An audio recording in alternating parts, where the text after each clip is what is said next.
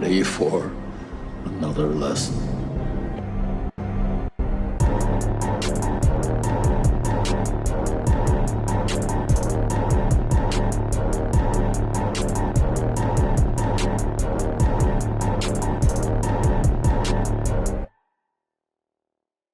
What's up, everybody, and welcome back to Back Row Banter, your favorite casual movie talk podcast. I'm one of your hosts, Adam Schwartz, and on this week's episode, we'll be talking about the movie 28 Weeks Later.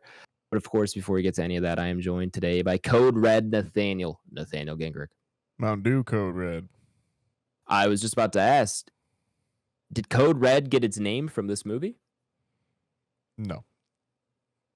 When did Mountain Dew release Code Red? Code Red is 2001. At least from Star Trek. It goes back at least Star Trek. Why to at least Star Trek? If we're talking about like how far does Code Red, like the term I meant Code the Red? I meant the Mountain Dew. You thought Mountain Dew was like, we saw 28 weeks later and we've decided to come out with the flavor Code Red. I mean, it's not a phrase that's been around for a while, but we are inspired by this zombie movie. I think it's a good movie to pair up with. I don't know. Yeah. I don't know. I don't think that is what happened, but it is a nice story. I mean, it's a nice thought. It's a nice thought. Do you guys like Mountain Dew Code Red? I've never really been a big fan. I don't like Mountain Dew. Yeah, I don't. The only Mountain Dew I typically vouch for is Baja Blast. Baja Blast. I would agree with that. And then there was one time I went out of my way. I still have a couple of cans. I'll never open them, but they're like an elderberry, and they were an exclusive to Japan. I remember that. Yeah, and I like looked forever to get them. I bought like 4 cans. I had 2, and now I still have 2 like completely unopened. But they're dope. They're like this like midnight purple like color, and they were actually pretty good. There you go. Yeah. Wait, so you did try one? Yeah. I had a couple of them. I bought 4, drank 2, still have 2. His skin turned purple. He looked like Thanos. They're still down here. Leah was just giving me a bunch of shit about it. She was like, why are you still handling? Why don't you drink them? I mean, are they going to be worth anything any day? No, probably not. Never. But they're from Japan, and they're cool. That's you know what? That's a good reason as any. Also joining us today over there with the Mountain Dew is the DC sniper, Tyler Fidelis. Oh, yeah. Whoa. Nobody's called me that in years. I know. I had to pull that one out. That was a deep pull there. Well, I was gonna go something sniper theme, and I was like, oh, wait, I remember the story of Tyler's old gamer tag where he was a self-proclaimed notorious like serial killer. Oh, nope, not that. I mean, I liked DC shoes at the time, and all I did, if I was playing a video game, first-person shooter, the only gun you'd find in my hand was a sniper rifle. And so that's where DC Sniper came from. I was not trying to emulate the guy who was going around killing people in his car. But yeah. The DC Sniper one is crazy because I think it was revealed that like it was because all the killings were random. Like police couldn't find a common thread between any of them. Like they were like trying to figure out like who he was targeting and why. And it was like, no, these all seem like they are just like you are just random people. And when they finally caught the guy, he admitted that he did that intentionally. Like he was genuinely just killing random people because he wanted it to look random because the next person on his list, I think he killed 9 people. I think the 10th was his ex-wife or his like current wife or something he was, like that. Building up to it. So yeah, he was trying to make it seem random so that way when he finally killed his wife or ex-wife or whoever it was, that it seemed just like it was another random person, and then that way they couldn't trace it back to him. That is some Thanos logic. The whole I've got unlimited power now, so I will half the universe, not double it. Right. Like, don't give more for everyone. Kill half of everyone. Like, no, you are insane. That proves it. Like, you might think you have a good idea or bad or like a good cause. Right. I mean, this guy obviously didn't fucking do that. He was trying to kill his wife, but like, the comparison ends there. Smart. But like, Smart. I love the idea. All right, dude. I love the idea of this guy arguing, relax. I'm not crazy. I just had to kill 9 people so that my wife. Yeah, so that like, I did it for a reason. Yeah, like there was thought here, guys. Right. Yeah. Some kind of justification for it. I'm not crazy, guys. Like I had a method. Yeah. And then the cops are like, it did kind of work. Like we were didn't absolutely suspect you. falling for it. I like the idea too that the guy's wife just turns him in. She's like, yeah, he's been fucking killing 9 people. Like, she waits this long. Oh god, that's funny. Well, fellas, I would normally toss it on over to Blake's intro. However, Blake's not with us this week. Where is he, you may ask? I don't know. Did he say what he's doing tonight? I think he said he's just busy. We don't have to disclose his location. He's on assignment for Back Row. I can check his location right now. Let me dox him really quick. Oh, this is a Gen Z thing again, man. You guys always share. Yeah, don't worry. We'll find out where he's at. Tyler Well, and he's I not drop at home. off. You don't see us. No one knows where we are. I don't know. He's jumping. He's jumping on a trampoline? He's jumping all the way around. Okay, there it goes. It was triangulating his location. He's at the store. He's at the store. He's running errands. All right. But I'm You're sure spying on Blake? Yeah, you want to see his location? He's right there. I told you to stop doing that. I can't. I literally check it all the time. No, I'm just kidding. Adam's I just Truman texted Show. him. I don't know. The Baltimore Ravens just picked up Jari Alexander, who was like our star cornerback for Green Bay. So I was congratulating him on the pickup. Did he respond? No, he did not. He's at the store. All right, so he's truly busy. Yeah, no, he's at the store. Or I don't know is what he's he? got going on tonight. Maybe he's going from the store. no, and I mean, maybe he's his going phone's out in at the town. store. I mean, I don't know. That's true. We didn't consider this. Could be a ploy. Could be a sniper who took his Could phone. be a sniper. But anyway, Blake's not joining us for whatever reason. I'm sure it's a justifiable one. So he does have a pre-spoiler and spoiler review for us, as well as a ranking. So this is not a bit of sizzle ep. This will be a full ep, but you will only be Full getting ep. full thoughts from the 3 of us here. Nathaniel, if the listener here is new or maybe they've just forgotten, can you give them a rundown of how our review segment works? Yeah, I gotta prepare myself here. I'm gonna channel all the energy to tell you, listeners, if you're new or perhaps you've just forgotten, the way the review segment works here on Back Row Banter is it is split into 2 sections. There's the non-spoiler section, and then there's the spoiler section. It's pretty self-explanatory. In the non-spoiler section, we're going to go over the movie itself, who wrote it, who directed it, who's in it, all of that good stuff. And then we're going to go around the triumvirate and decide if we would recommend it. It's got to be a yes or no. There is no nuance on the internet. We'll talk about the movie's IMDb summary, see if we like that or not. And then we'll play a spoiler noise for you if you don't want to have anything spoiled for a 18-year-old movie. Yeah. Yep. Jesus. This movie can vote. Oh boy. Okay. Anyways. Sorry, I just felt the passage of time quite literally there. Yeah. If you don't have anything spoiled for you for this adult human of a movie, you can check out the spoiler tags in the show notes, and we'll continue on into spoiler time with our deeper thoughts, any plot twists, all of that good stuff. But Adam, excuse me, if you don't have anything spoiled for you, make sure you come back for our Entropy list ranking, which is where we rank it up on our Entropy list, which is everything we've watched on the podcast ranked. Now, Adam, tell me about 28 Weeks Later. I would love to. Not a new movie, of course, as Nathaniel just mentioned. Released in the year 2007. Arguably one of the best year for video games of all time. I'm a sucker for 2007, man. You had COD 4, Halo 3. I mean, Gears of War 3. I don't know if that was the third Gears of War, but you could go on and on. I'm not even going to keep going because there's Super a lot of Monkey good games that came out in 2007, 4. and dude, you're just gonna make me want to like go and play video games the rest of the night. 2007, great year. Rated R, runtime of 1 hour and 39 minutes, and an IMDb rating of 6.9 out of 10. This is directed by Mr. Juan Carlo Fresnadillo. Fresnadillo. Written by Rowan. I'm gonna go Hoffe. I think it's Joffe. That reeks of Hoffe. Sounds good to me. Instead of Joffe. Joffe. Yeah, I'm gonna go with Hoffe.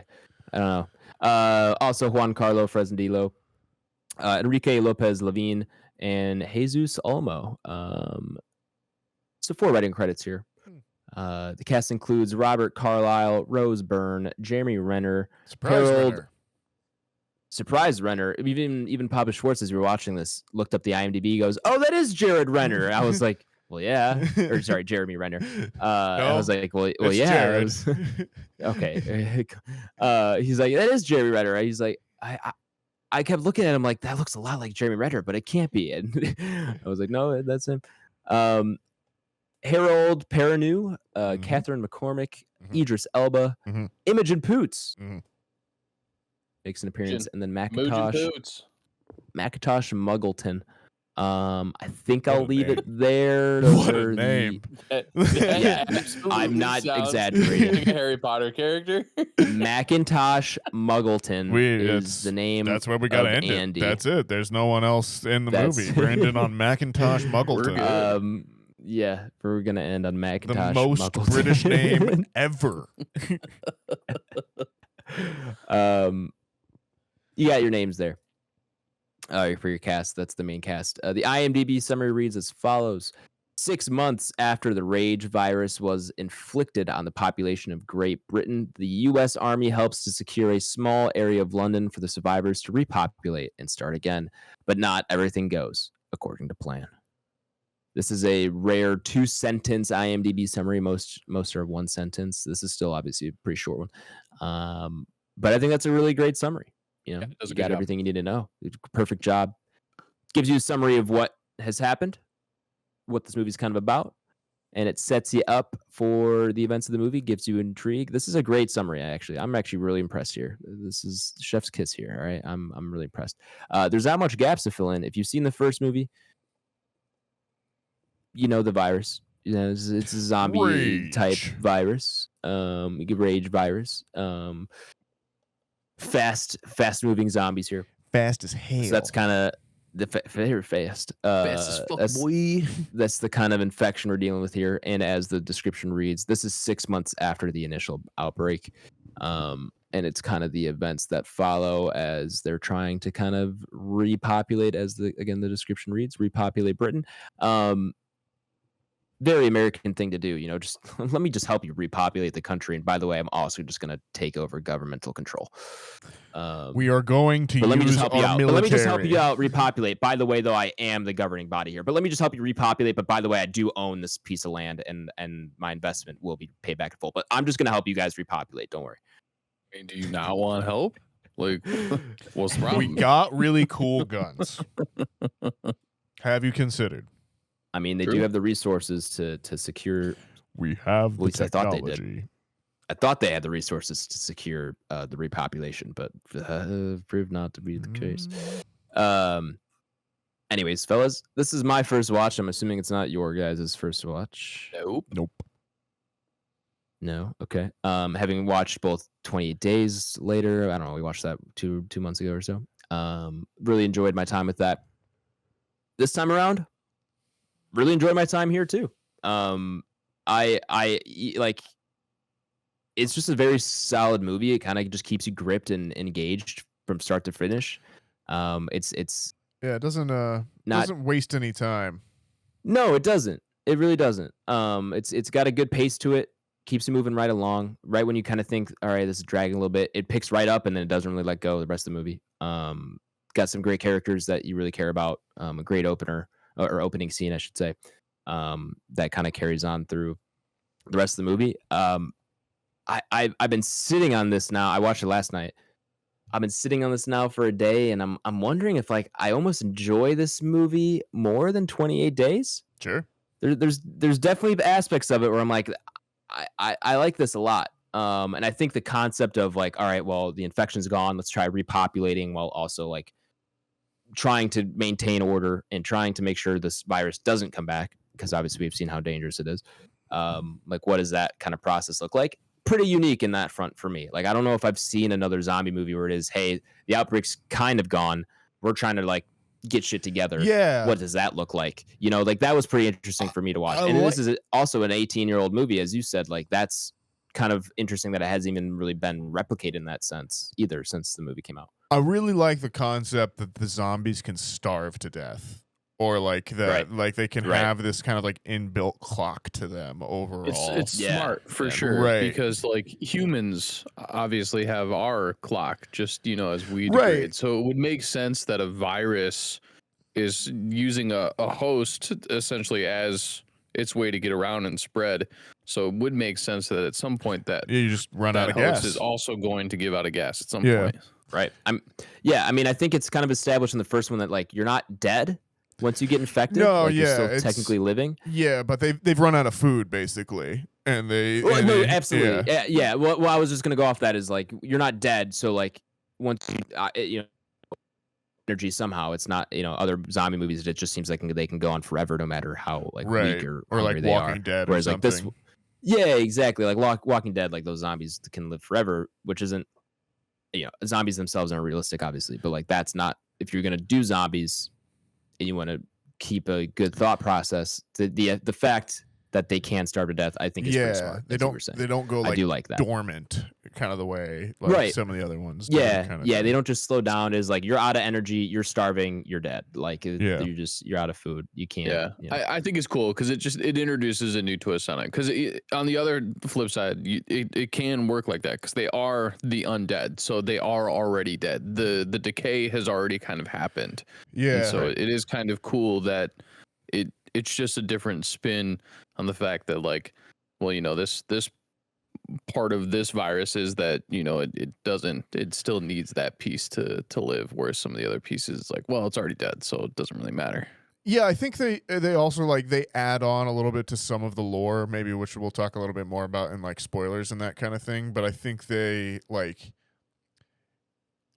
a lesser movie they would like try and escalate, where this one very smartly kind of like sidesteps kind of thing. It doesn't try and outdo the first one, but it just tells a different story set in the same universe, but like with the kind of equal levels of escalation overall. It's not like they're trying to do a great big huge like set piece or something like that, with like, oh, the first one was a success, we got sequel money now, kind of thing. Like it's just very much almost like, no, the first one was pretty good and it made a certain amount of money, we're gonna give you X amount and like see what you can do. And they just turned in something pretty decent. And like, hats off to them for finding, I don't know who the casting director is in this movie, but they fucking earned their keep on this one in terms of like people that would just go on to be, big talent, big stars at this point.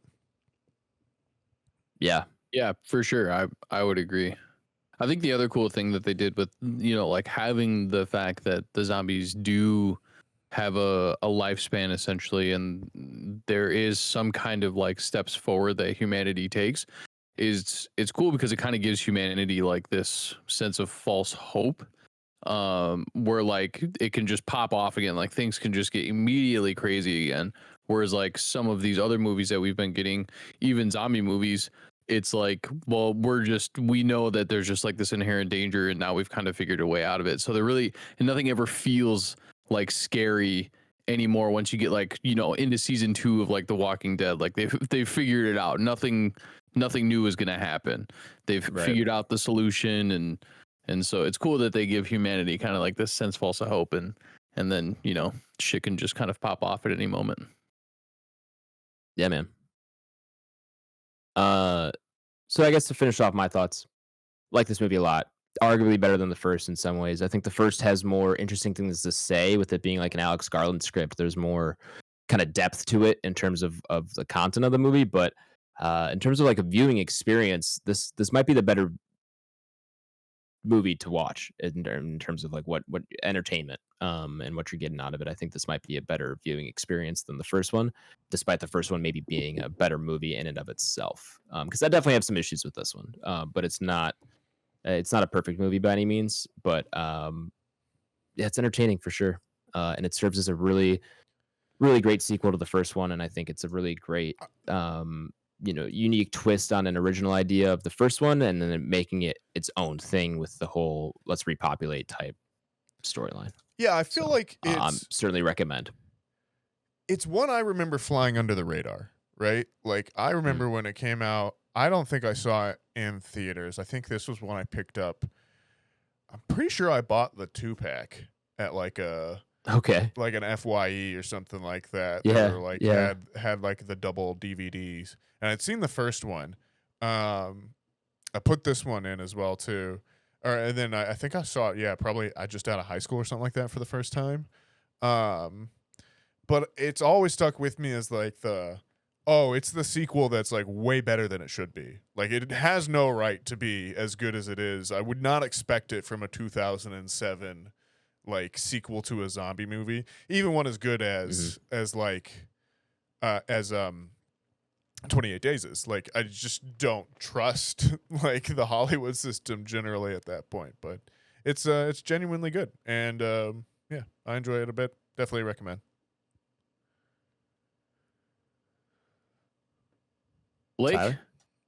Oh, that's wow. Well, we do have his review. We do, We yeah. do have his Yeah, review. we We'll do. get to that in a second. No, I enjoyed this fully, and I fully came over on Friday, so we Foley. watched this, and Shout out Foley. Shout out Foley. And Didn't come to the volleyball so game. yeah. Boo. Yeah, we did I discuss take my shout out back. but I had a long day, and Sorry. It was a late we night also game too. moved It was like an moved some 8:45. stuff. Yeah, it was like 8:45. Yeah, I was like, get fucked. But yeah, so this is definitely not my first time seeing this. First time I've seen it in a long time. So it was pretty cool to kind of put everything together again after I hadn't seen it. I would say it's probably, I think I was telling Foley, it's probably been pretty close to like 8+ years since I've seen it. So really cool to get a viewing of it once again and just kind of put this back on my radar. But obviously love zombie movies. These are, what we've talked about in the first one, fast zombies. So it's very cool. We'll talk about kind of the opening scenes and everything like that. And I think Blake's little pre-spoiler, or no, maybe it is spoilers, but either way, he talks about it too. So we'll definitely get into some things. I don't know if I like this more than the first one. I think they're both on a pretty even playing field for me. The first one just has like so much nostalgia behind it. Obviously there's a little bit of an issue with like the way that the audio was, just because of like its time.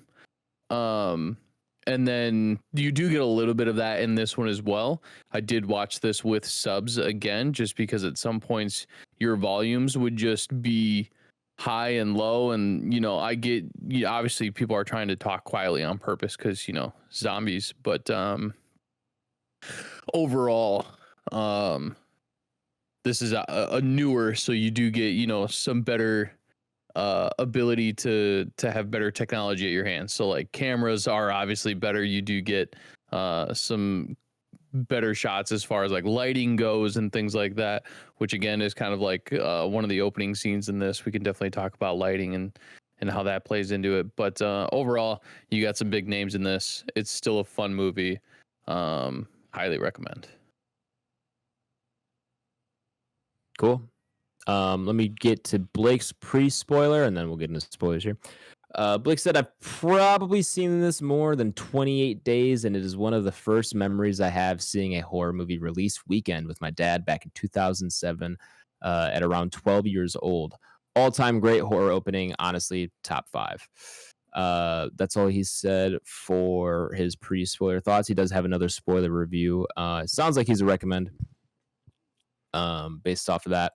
And definitely it seems like there's some nostalgia tied in to this movie for Blake as well, which I figured would be the case in terms of his recommendation.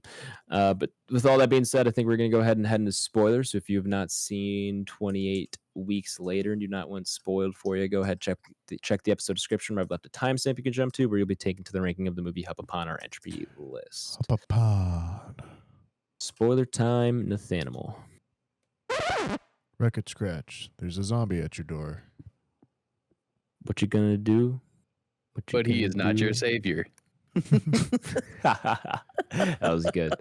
Thank you. That was good. Thank you. That was good.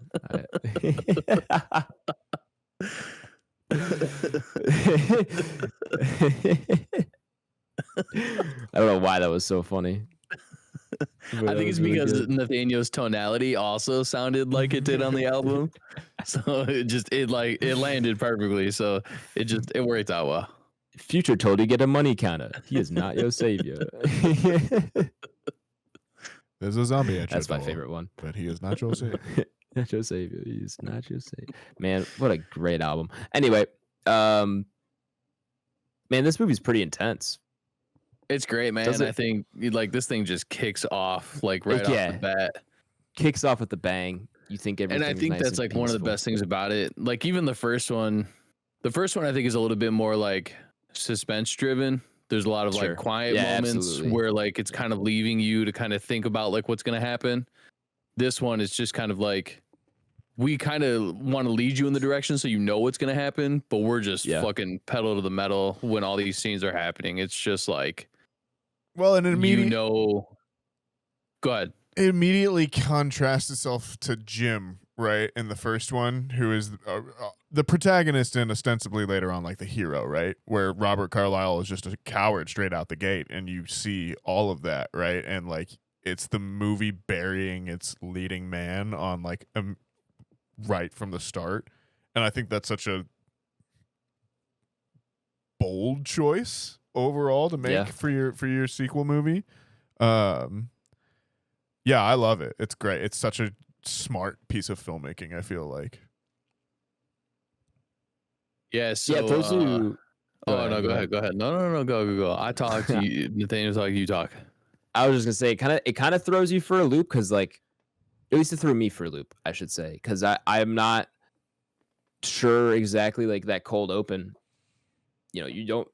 I wasn't expecting to spend the rest of the movie with that character. I was just to me initially I was like, oh wow, this is kind of like an intense opening scene. Like maybe they're just trying to set the tone. So when they opened up and it is then like, all right, here's what happens later on, and then they kind of you see the kids come on, you're like, oh, those are the kids. It's the ones in the photos, and then you realize kind of what's going on, and like then you're gonna spend time with the character who you just watched leave his wife and a kid to just save himself. Like what an opening, like what a statement for who that character is. And you think he like the way the movie opens, and you can kind of tell like, oh, it's his husband-wife dynamic. Husband's trying to stay strong, seems like a good guy, trying to take care of not only his wife but the other people in that house.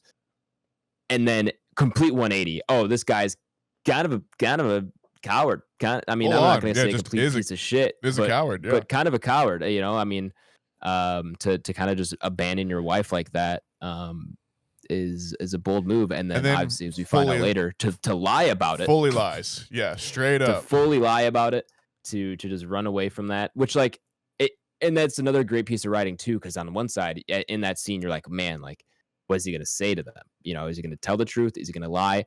And honestly, you sympathize with him either way. You tell the truth, and it's like, wow, he's going to have to admit how much of a coward he is to his own kids, who might never forgive him for being honest and telling him what happened. On the other side of it, he's got to lie to his kids about what really happened, and they're never going to know the full truth, full truth of what he did and who he is and what actually happened. And it's really a lose-lose. And so it's a great kind of setup that really pays off. Honestly, almost the rest of the movie, but especially once the kids come back you start to twig with the eyes too, I feel like sure, and the mom and everything. Yeah, I think that's just it's great writing, right? It's writing, understanding what the audience is going to be feeling and what the audience is going to be, and trusting that the audience is with you emotionally, and you have them in a position, and then trusting yourself basically to be able to land that like bit of writing, that bit of plotting later on satisfactory. Because there is those moments where we as the audience member are going, oh shit, he's lied to them, and like we don't know that the wife is gone, right? Or like Right. is dead. And like it's that great dramatic irony where the audience is clued in onto something that the characters are not aware of, and we're just waiting for that shoe to drop, basically. And when it does, the movie, I think, very intelligently almost subverts your expectations again by immediately infecting the father and having him be the murdering the wife, and then like all of it falling apart immediately, basically. And then that's basically the back half of the movie. Like once those dominoes start to fall, it just whole thing unravels completely. Which I think in some ways might be a little anticlimactic maybe for some folks. You don't have as much emotional catharsis at the end there. But I think certainly from a dramatic standpoint, it's great writing. It's definitely really, really well done. See, I think it's really well done because I was about to say that same point of like, well, yeah, once the dad's infected and he kills the wife, like, yeah, the emotional bit that you've been set up for doesn't necessarily have the same weight throughout the rest of the movie, which is honestly half the movie at that point. But I think they do a really good job. I mean, I don't care about the kids as much necessarily, but I think they do a really good job of Jeremy Renner's character. And then the like medical officer, I forgot her. I think it's Alice. Is that her name? Does that sound right? Oh man, I'm gonna. I think that's right. Or is it Scarlett? Is that the medical officer or Scarlett the wife? I can't tell. Either way, the medical officer, whatever her character's name was, I'm trying to find it, but it doesn't tell me easily. But I think they do a great job of like passing kind of the torch onto them in terms of like where my feelings lie and where I'm supposed to have kind of feelings for the character. I feel like once the father kind of gets infected and all that, and shit starts going down, I do think I start to care about Jeremy Renner and the medical officer a lot more. And so they kind of pass the torch on pretty well, even after making the emotional bit that's been set up through the first half of the movie. After that pays off, it's kind of passed on to the other characters a little bit better than I think most movies would do. One thing I think was interesting, and Tyler, feel free to jump in if you haven't had a chance to really talk a whole lot yet as well too. But I feel like this is a movie of sightlines. It's a lot of characters looking at different things and then the camera following that shot to somewhere. And like by doing so, using that to kind of like clue the audience in on the geography of everything. There's not a lot of like establishing shots of like, here's a space, like a big wide angle like view of like where everyone's hanging out. It's a lot of like, okay, we're with this crew and they're looking over this area, and then like maybe we're looking at someone on a security camera or something like that later. It's a lot of characters looking at different things and the camera following along, and the action being like kind of initiated from those looking and watching moments. Right. I think one of my favorite things is kind of like almost when you kind of get the vibe that like the virus has changed a little bit, like it's evolving. Sure.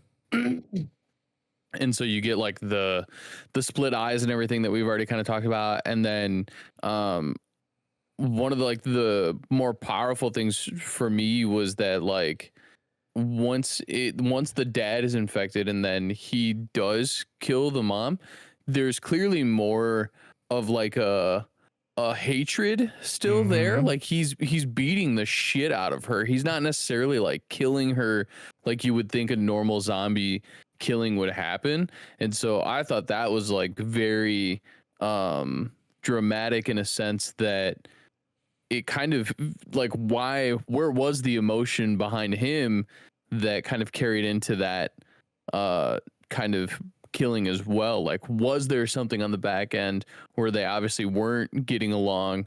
Like, was something happening before the outbreak happened originally? And then once they kind of felt like they lost everything, when you see them in the house they're like, well, the world's shit and we're all we got, and so now they're kind of like back in love again. And then when shit hits the fan again, then he like is that coward, he runs away.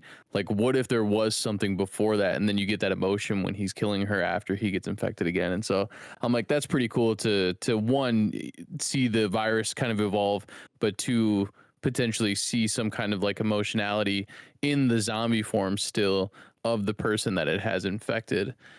So I thought that was pretty cool, and just kind of, I guess, my own like thought process of, I guess where that extra piece comes from.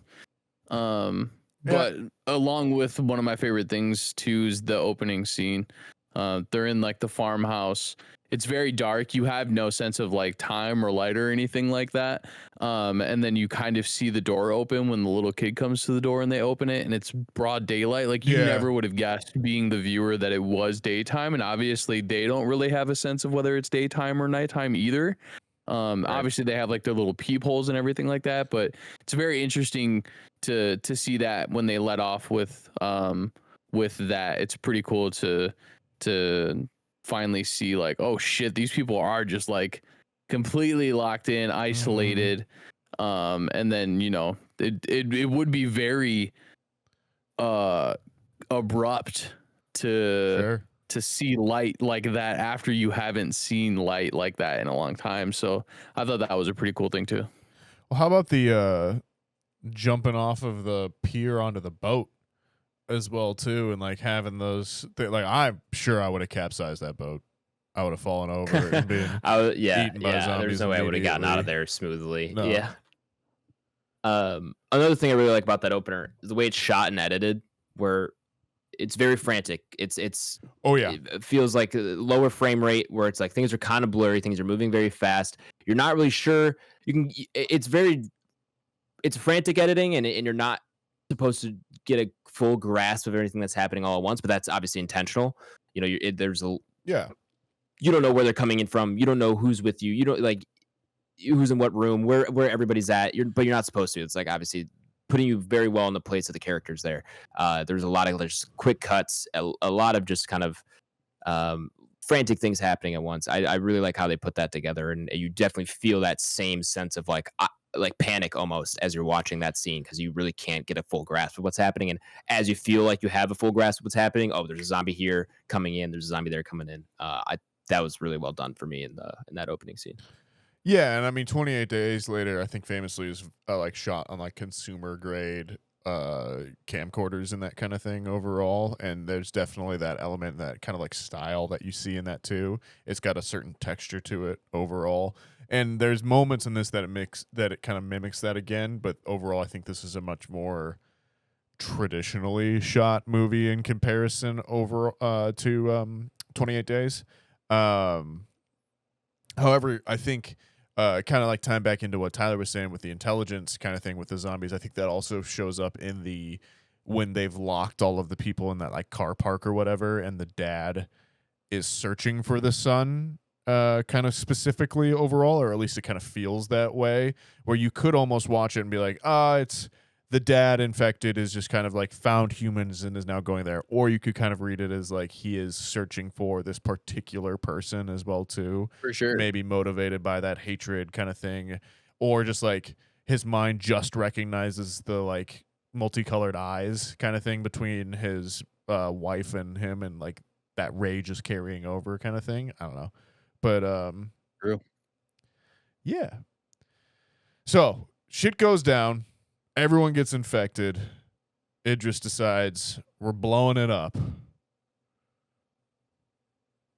Yeah, so this kind of opens up my main gripes with the movie, where the movie does a good job of moving fast enough where you don't necessarily sit and think about kind of like the plot holes, if you will, or kind of obvious plot devices that are used here. Sure. Where like in the moment you're not really thinking about it quite so much, because a lot of things are happening and they move very fast. But there are definitely a lot of things where it's like, all right, once you slow down and think about it, it's like, well, why would you do this? Or why would you do that? Or this should not have happened. in like in a situation like this, or things like this wouldn't happen necessarily. Main thing that comes to mind for me, at least, you don't have so you have this code red planned out. You everyone knows where they're supposed to go in a code red. It's very strategic, everything. But the parking garage that you put everybody in, no one's securing the Has other entrance. door. Sure. No one thought to like double barricade that thing. Like that's your last safe haven for all these civilians, and no one's guarding the second one. So that one was like, all right, come on here. And there's a couple others throughout the rest of the way. I like the whole. Well, you got to exterminate everyone. It's like, all right, well, do we have to exterminate like everyone? Like once the crowd, I get the crowd thing, but once that's thinned out, I feel like it would be a little bit easier to kind of figure out who's what and what's going on. Like there's that sniper that kind of is shooting at a group of people running in a straight line together. Like, Oh, I mean, like this movie does make the choice you that know. like Jeremy Renner as the good guy does shoot several innocent people, He which does, I think sure. is like pretty wild. Like overall, like again, making hard choices for your heroes in this one. Like they don't really shy away from it at that point. Yeah, they definitely don't. Now Innocent's relative, that guy, the sniper he killed, and that. Oh, I wasn't talking about that. I'm scene talking. at I'm least. pretty sure he kills a couple of like the people running Does he? out. Does he take a? Okay, sure. does, I don't. Yeah, couldn't because tell if he there's a moment where he's like, "Oh crap," and then like shoots like 2 or 3 of them or Yeah. something like that. Okay. Which is also a wild scene too. I really and love those like sniper scope shots of that, because the way that whole thing unfolds and kind of cascades is awesome. Because you really think for a second you're like, maybe they could get this together, and then it's just like, nah, dude, just open season. Like everyone's a target. See you later. It's like, oh crap. Yep. Yeah, they didn't do a very good job of keeping that contained for as No, strategic as really they thought they fast. were. Yeah. Yeah. I mean, more of the story, don't let kids in. Moral of the story: True. don't let kids in, and don't give everyone unfettered access to every key card pad in the entire That facility. could be part of it. Yeah, don't let your janitor that be could able be- to get anywhere. Yeah, exactly. Don't let your janitor just be able to get into probably the most dangerous area possible. Yeah, the fact that she was unguarded, and they also don't show how he got out, because I'm pretty sure the door closes behind him into that little quarantine room, and then all of a sudden he's just biting people. It's like, all right, well, that's a sneaky cut to just be like, wow, the door just opened. Yeah. It's like, because in my mind I'm like, all right, well, the door's closed, they all see him No, freaking out in yeah, there, then no one's gonna open that thing, and that did not happen. I'm definitely with you there. I think that was, Yeah. part of it, but it also leads into what is maybe my favorite scene of the movie with them infected underneath there too, because man, that's a nightmare scenario for me as someone who doesn't necessarily like crowds to begin with. Sure. But yeah, back half of the movie, you jump from. I mean, really, like the characters that you end up, I guess, spending the most time with are is it Tammy and Andy? Imogen Poots and yes, Macintosh Tammy, Muggleton. Yeah. Okay. Yes. Fake name. That's not a real name. That's insane. It's if on it is. it's on IMDb. It sounds like the made up name for a British person that you come up with like in a game or something like that. Yeah. Anyways, yeah, Rose Byrne's there to help out. We're all running through the streets. I do really love the scene where we get Proto Hawkeye with oh, we're talking here. Hold on. Might be dipping in and out. Anyways, Anyway. so yeah, that was my a favorite bit where he takes out the other guy. Say maybe it just doesn't. Maybe Discord just doesn't want you to say your favorite bit. I guess so. Yeah, that's the other option. Every time you start this sentence, it's just like here. Luckily, the roadcaster is catching it all the time, so it's there. But yeah, I like that. Jeremy Renner's death, better or worse than our man Brennan Gleeson's death in 28 Days? Ooh. Better, but still Um, hurts just as much. Yeah. Fair. Yeah, both are bad. The Jeremy Renner one, yeah, it did get me. I just wasn't expecting him to die there. Yeah, Thought he was gonna do something else, and apparently in the original script it was that's where Rose Byrne dies. Their roles were swapped, but they thought like it was more like if you've got the kids and Scarlet against Daddy Zombie, it's more more like dangerous, a little bit more, yeah, a little bit more impactful too. Yep, sure, I see that. Well, either way, I wasn't expecting him to die there, but it was a crazy death. Yeah, definitely wild. Well, I'll put it this way: did you expect everyone to die basically except the two of them? No, I don't think I expected that either. It was very, disheartened as it. Sure, is Scarlet, is that the? Yeah, it's very bleak. Is Scarlet the character that is that the wife or that's Rose Byrne? Alice the? Yes, but is that the wife? No, that's you mean of Robert Carlyle. Rose Byrne is the scientist. She's the Scarlet's the. Okay, just making sure. Yeah. Yes. Okay. Cool. We're on the same page then. All right. So Scarlet is the name of the scientist. Yes. Got it. But anyway, yes, that was that death might have been worse than Jeremy Renner's. That was pretty brutal to watch. Just the build up to it as well, and also just one I'm not necessarily expecting in that moment, and definitely not expecting just kind of happen almost out of nowhere. Like I don't know, I was expecting more of a climax with the three of them. Good writing in that sense, subverting expectations a little bit. You don't in most movies. Typically, it is the adult figure is there. The last adult figure is at least there to the end to get the kids to safety. Doesn't happen here. So yeah, both Jeremy Renner and her death were pretty unexpected, and both pretty gruesome and heartfelt. That's a sign of good characters and good writing. Then is when you kind of have that kind of reaction to it. So if my unit was like, hey, we're going to London, and turns out there was zombies there like 2 months ago, but we're gonna go now. Pay is like double the money. I don't know that I'm going. Not that you really have a choice, I'm sure, but I don't know Probably if I'm not. volunteering for that one at least. I don't know. I feel like I'm like I've seen Jurassic Park. I know life finds a way. However smart we think we got this, we don't, right? True. Yeah. At least for the first part, the first colony is not going to go well. Maybe the second or third one. We'll figure it out. Right. Okay, so I don't know. It's an interesting concept, though. Yeah, which brings us to 28 years, right? Because, sure. How are we going to have the zombies that died off, right? How are there still zombies left?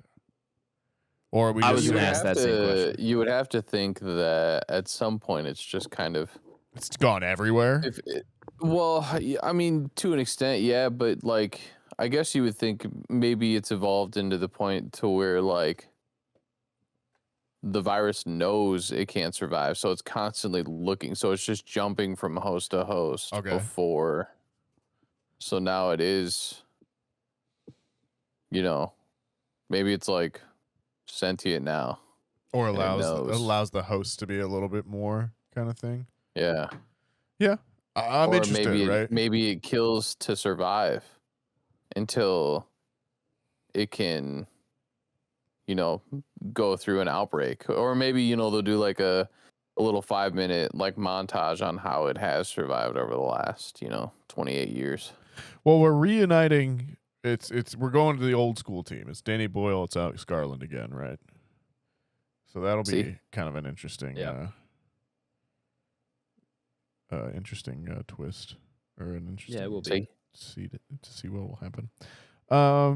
Do we think any characters? What if Imogen Pooch shows up in 28 years, or Macintosh Muggleton? Oh God. Macintosh Muggleton.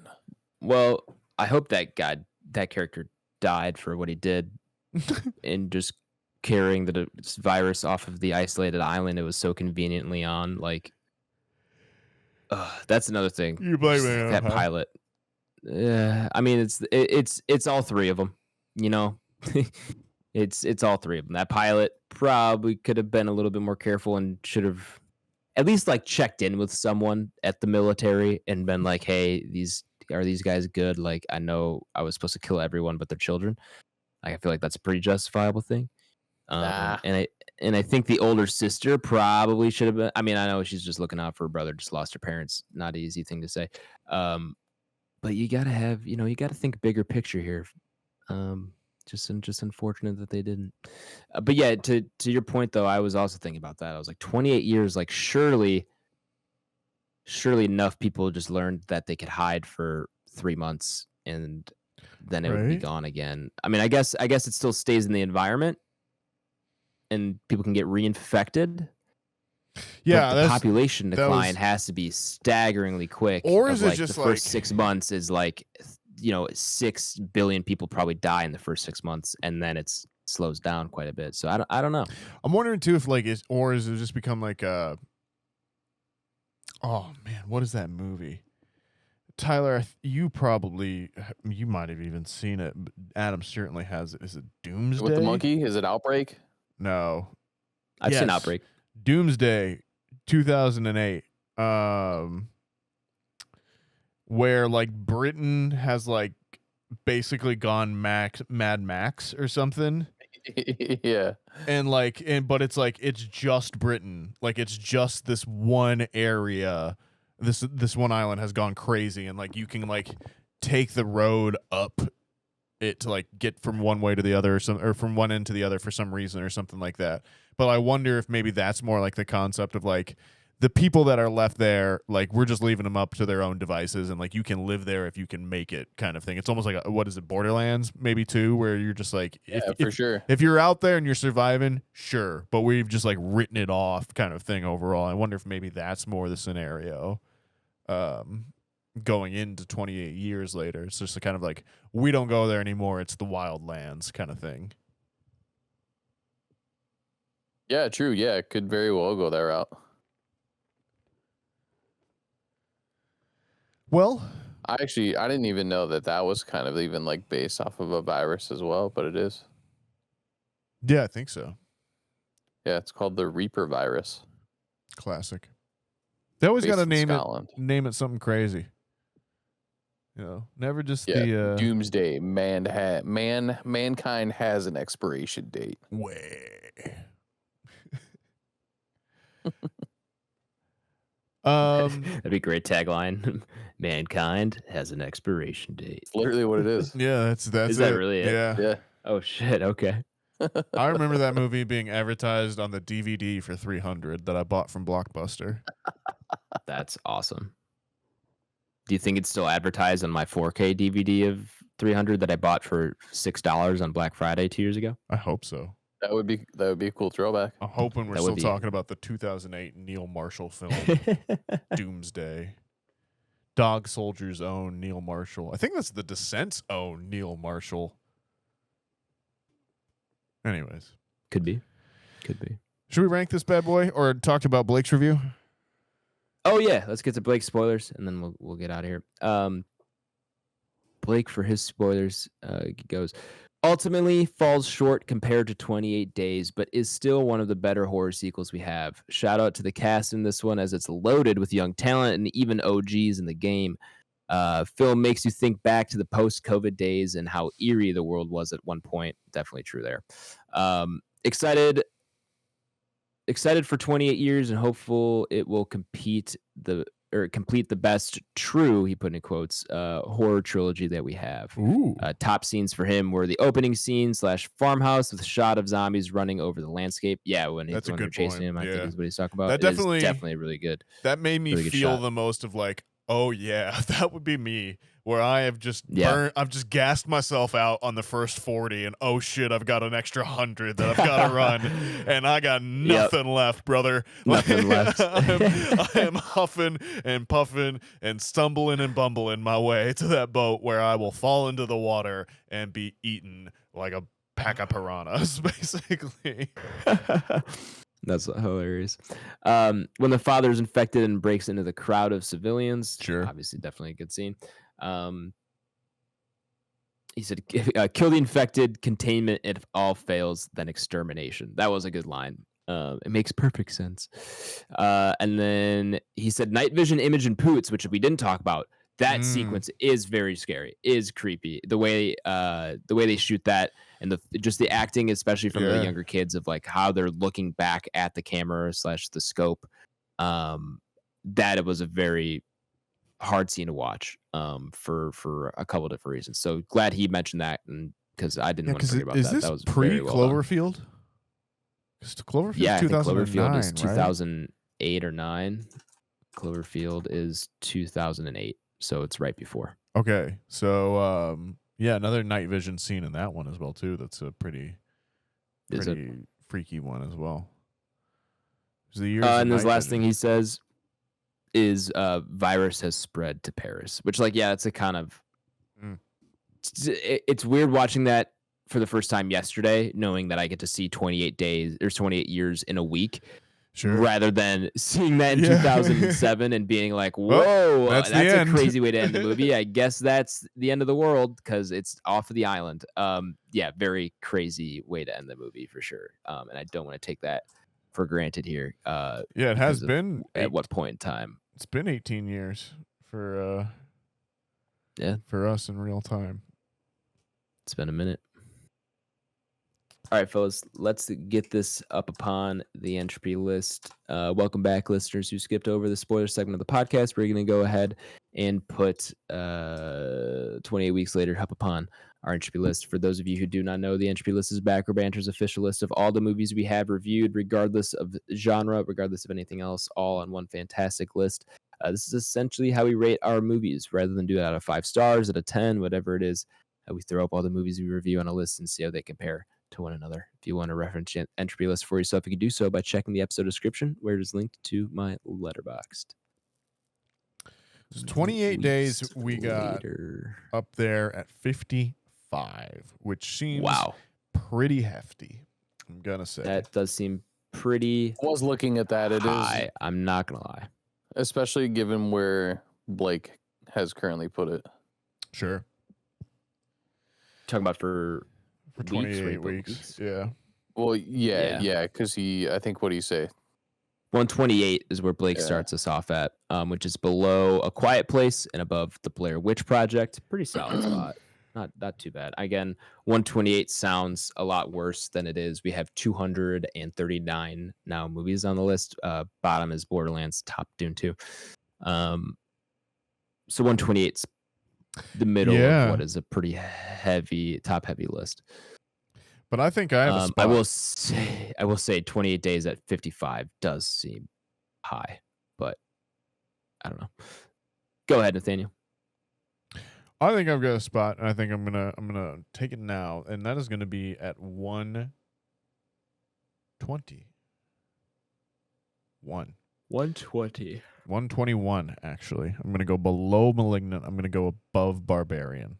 I think this one splits the difference nicely between those two in terms of both its tone and its quality. Okay. Noted. Still below The Descent. Not bad. Up at 117 as well. And we are above A Quiet Place because I do like this more than A Quiet Place. Okay. Good to know. I'm going to be a little bit higher here. And I think I'm going to give this a boost all the way up to 97. right below Redline, and above Good Will Hunting. I kind of just kept scrolling up, and I was like, there's a good chunk of movies here that I'd probably actually put this over. And then I hit Redline, and I was like, ooh, that's a good movie. And then the ones above Redline obviously are good too. But that was kind of the one that I was like, I don't know if I could put this above that. So yeah, 96 for me. Or sorry, did I say 96? 97. 97.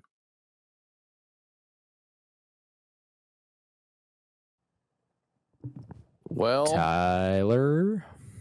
I think I'm gonna end up being the highest on this. Okay. I'm sure we all have pretty high respect for this, and I really can't wait to see what 28 years brings. I think it'll really kind of put a nice little bow on things, and hopefully turn out to be the movie we all want it to be, and we could hopefully have all three of these movies in like the top 100 maybe sometime down the road, but we'll see. I think there are a lot of movies that do suffer from like when we watch them, and just kind of where we put them, but I do think that there are movies that are going to be lower than where I'm ranking it that I think go above it, and kind of vice versa. So I am going to currently put this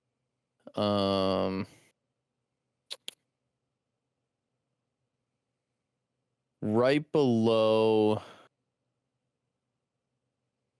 Warfare and above the Suicide Squad. Warfare 81. was the one I was wondering when I looked up there. When I cast my eye up the list, I wondered. Yeah, I might even put this above Warfare. But then I think it kind of runs into some big hitters there as far as like Without American a doubt. Psycho, Nightcrawler. You guys are a little bit higher on Scream than I am, but it definitely has a nostalgia factor. But yeah, I think that this movie definitely deserves to be a little bit higher. And like Suicide Squad, I obviously enjoyed it in the moment, but I think it might be one of those movies that has kind of fallen to the wayside nowadays.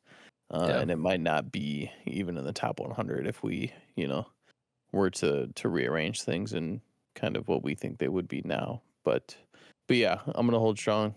81. 81. All right. 81.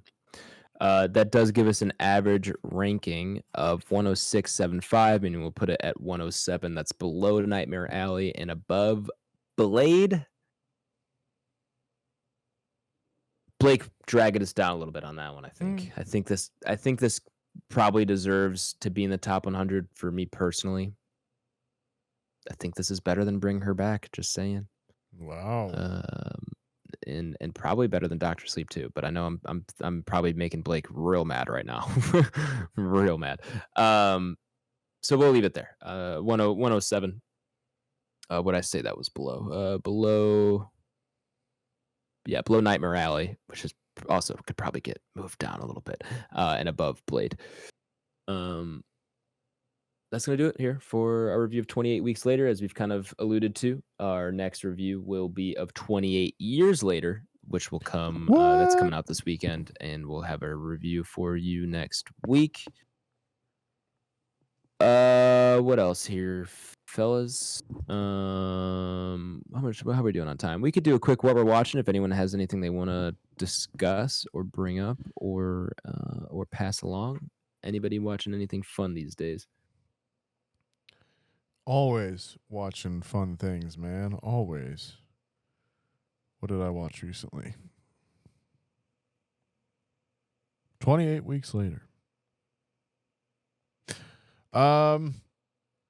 It's really been. I think last week I talked about Stick. I watched UFC over the weekend. I didn't get to see the race. I've watched more baseball recently as well too. But Baseball. it's mostly been sports, man. And YouTube. Yeah. There's always the YouTubes. I've also been reading in the post or pre-pod show where I was hosting my book club there for a little bit. I talked about all the books I've been reading, so bit of sizzle for anyone that missed that. But yeah. Tyler, you've been watching things. Did you end up watching Lazarus at all? I did not. I did scroll past it when Foley was here. I was like, Nathaniel told me this is really good, so I was like, I'm definitely gonna have to check this out. So Yeah. that's on my little, what to watch list. Excuse me. The only other thing that I kind of like hammered out this week was Devil May Cry on Netflix. Is that live Is action? that animated? Yeah. It is, yeah. Okay. It is to what? Live action? or animated. Okay. No, it's animated. Oh, okay. All I heard was animated. opposite. Okay, I didn't hear live action. I only heard animated. I asked animated. Nathaniel, I asked live action, and your answer was Yes. so I was just Yeah. I was just making sure we're It is clarified. animated. Cool. How is it that, by the is- way? It's pretty good. I played the games growing Sure. up. Obviously I did not understand the story at all. I was just there to shoot things and stare at a screen for hours. So it was cool to kind of get a little bit of, like, and pay attention to more of like a story. It'd be cool to go back and play those games just to kind of see what the story was like. But I remember those games like in depth as far as like how cool the graphics were and all the shooting and stuff like that. So the show is definitely a recommend for me. It's got a pretty good storyline. I like all the voice actors, and the gore is fucking awesome. And then the soundtrack, they like their opening song for like the intro for animes is always pretty iconic. They literally use Limp Bizkit's Keep on Rolling. Sure. And so like the first time I heard it, it was just like, just keep on rolling. And I'm like, oh my God. I was like, why does it go so fucking hard right now? So I let the intro play like pretty much the entire thing through, but they're super short, pretty easy to watch. So yeah. Cool. I've not watched much. Also, a lot of sports. NBA Finals have been pretty entertaining so far. Doesn't seem like Pacers are gonna have it in them to make a comeback, but you never know. That team's been counted out quite a few times this year and last year in the playoffs, and they keep proving people wrong. So we'll see if they have it in them. They almost went up 3-1, and then they choked game 3 game 4. And it ain't looking good. It ain't looking good for them. But still been a pretty good finals so far if you've been watching. And then I've been watching, as I kind of said last week, a lot of baseball, like Cubs baseball. But then when I just want something on in the background, I'm just putting on MLB TV and just putting on whatever game's going. Baseball's Just putting in the work. so fun. It's so fun to watch, man. I do like watch- baseball. Yeah, it's good. It's good. Watched a little bit actually of the U.S. Open, the golf U.S. Open over the sure. weekend at my brother's place. Oh, I 'Cause did he too, had it yeah. on quite a bit. JJ Spawn, shout out. That putt's Is that the one? crazy. Oh, is that the Dude, 60-yard putt? Yeah, that was. insane. Or was it 60 feet or 60? Yeah, it was 60 feet, right? That's crazy.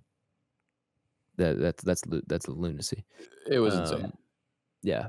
But it was enjoyable. That course, again, I'm Crazy. limited to no golf experience, but just thinking about playing on that course makes me like want to pull my hair out. Like that seems like a hell course to play on. It's Super narrow, tons of it's slopes, tough, man. super tall roughs. Yeah, it does not seem Yeah, like I an mean, enjoyable place seeing to all play. those pros, like even if you're off the fairway a little bit, you're getting Yeah. fucking punished for Yeah. it for sure. Yeah. That seems like a horrific place to play golf at. But it was still entertaining. Then I watched a bit of the race, not a ton because I didn't have a ton of time to watch it, but was watching a decent amount. Watched Lando Norris just waste millions of dollars into the wall for no reason. That was pretty impressive. Just unnecessary mistake. Yeah, unforced error, as they say in tennis. It's tough. You obviously want to risk it all for your championship, but then you also have that constant conflict with, you're also on a team. And then even though these racers are professional and have been doing this forever. Turbulent, dirty air will throw your car into places that you could never imagine. And so it's tough when unexpected things like that happen, but it is avoidable.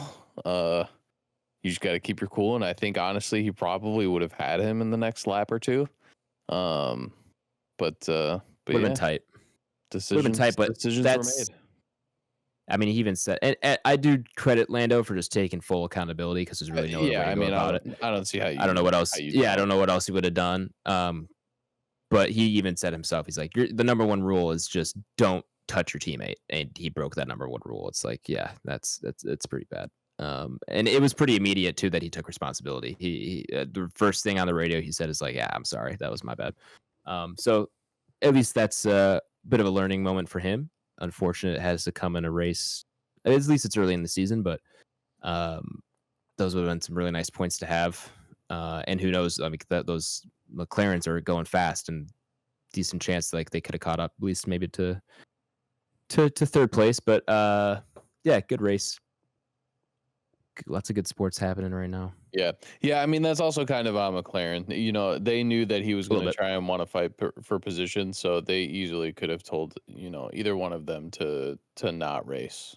And I agree, but also do respect them wanting them to race because I do think for the most part, like I prefer that over like, hey, For like sure. just let them through, or hey, like we're not racing each other, like just follow behind. Like that to me is not fun, and it's not necessarily fair always to the drivers. Couldn't agree So more. I at least credit them for just letting them race. It's just unfortunate that happened, and I don't know. McLaren will keep on pushing. Oscar Piastri is just looking real nice, real solid. So hopefully he continues that trend. Yeah, same car, same settings and everything. Max is just beating everybody. Probably, yeah. Stand on business. That's hard to argue against. But that's the beauty of Formula One. Yeah. Not everyone has the same 100%. car, same settings. 100%. Yeah. Wouldn't be the same sport if it was. Cool. I think that's it for what we're watching. We can get on out of here. Thank you all for listening, especially made it this far into the episode. You're our favorite type of listener, and we really do appreciate it. Do us a favor, follow us on Twitter at Banter Row, on YouTube we're Back Row Banter, and if you want to send us an email, we're backrowbanterpod@gmail.com. And then share the podcast, share with a friend, a family member, maybe some people you're bunkered down with, waiting for the starvation to hit on all these rage-infected people. And you need to kill some time, throw on a podcast. All right, we've got a lot of episodes to get through. I don't think we have 6 months worth of episodes, but if you like watched each movie and then listened to each episode, There like you that, go. drag it out. You got a lot. You got a lot there. I'm not gonna lie. That would at least get you like that'd get you like a month or two. If there's depending on how fast you're turning through. If there's any albatross that follow us, Oh God. and maybe listen to the podcast, let us know how many episodes you get through before you land. I just want to know. There you go. That's going to be a post-pod reference. Stay tuned. But yeah, I think that's all of our show plugs. You can find me on Twitter at H24 and on Letterboxd at H. That's AYYSH. Tyler Vidalis, where can the people find you at, my man? You can find me on Instagram, Letterboxd, and X, all Tyler Vidalis, VIDALES. And also, we did go see The Materialist in theaters. Lee and I did. So, ooh, how was that? It was pretty good. Cute little rom-com. Well, maybe not so much as a rom, but a com. But overall, I think it's good. I think Dakota Johnson is just the same girl from 50 Shades of Grey. She's just always going to be Dakota Johnson. I'm not overly a huge fan of her, but I think in this it works perfectly fine for her. And then obviously you get a little Pedro Pascal and Chris Evans. So overall, great cast, cute little movie, little recommend. There we go. Yeah. You can find me on Letterboxd and Instagram and wherever you can get your podcast. And Ennis Gingrich, Nathaniel G92. With that, folks, thank you so much for listening. Be excellent to each other. We'll BRB.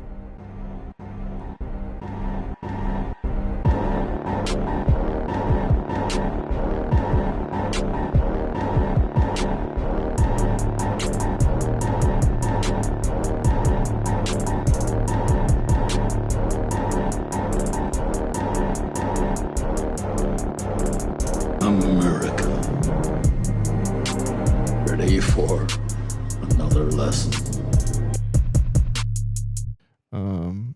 Listeners, we're going to keep the recording going. I'm going to guess that they're going to be probably talking about me for a bit there. But this is what it is. It's just us now, so let's hang out. This will be for Adam to listen to later, or not. Maybe he will, maybe he won't. I don't know. Oh, what's going on, listeners? Have you you guys read anything recently or anything? I read a book recently. That's right. We're in Nathaniel's audio book corner here as we wait for the computer to reset. I read a book recently. It's called The Buffalo Hunter. That's right. It's two hunters. It's by Stephen Graham Jones. And it was really good, but it did take a long time to get going. It took like 50. I was probably at the 50% mark before it really picked up. So that was a little bit of a slog to get through at first, but then ended up being really great. And it's about a priest is writing a journal. That journal is discovered by his great-great-great-granddaughter or someone, gets into her hands. And then the story is basically the priest writing in his journal about these visits he's getting from a Native American man. And the Native American man is slowly revealing that he is in fact a vampire, and he is hunting all of the buffalo hunters that used to be out there in Montana, Wyoming, that kind of thing.